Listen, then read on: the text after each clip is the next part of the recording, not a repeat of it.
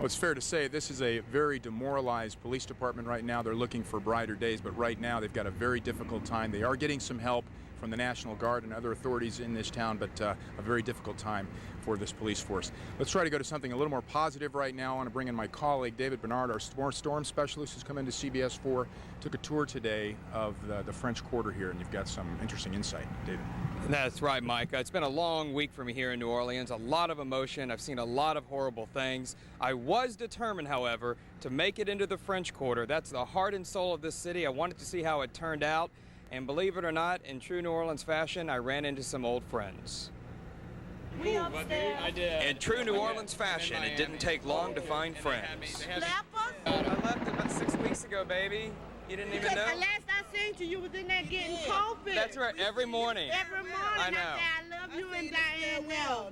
Miss Viola Madeir was a familiar face in and around the coffee shop. She's okay, but needs to reunite with family. I lost my van.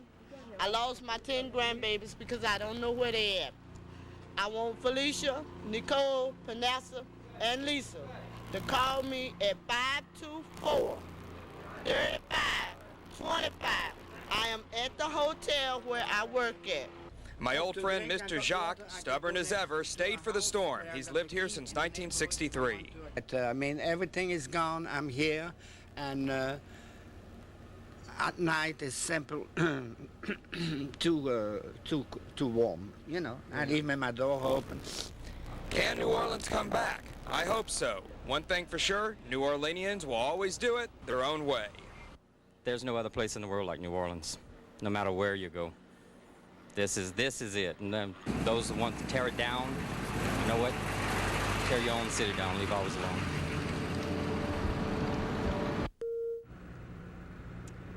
Well, that last gentleman surely reflected the spirit of New Orleans that I think will eventually come back to the area. And that first lady I found, Miss Viola, who I used to always see down by the coffee shop, she's doing okay. And I was able to contact WWL Radio earlier on today, and they're trying to get authorities set up to go in and pick those folks up and get them out to their family just located outside the suburban area of New Orleans. They just didn't have any means of getting there. So it felt really good to be back there and see that the French Quarter is in relatively good shape. Reporting live with Brian Andrews, Mike Kirsch, I'm CBS 4 Storm Specialist David Bernard, live in Kenner, Louisiana.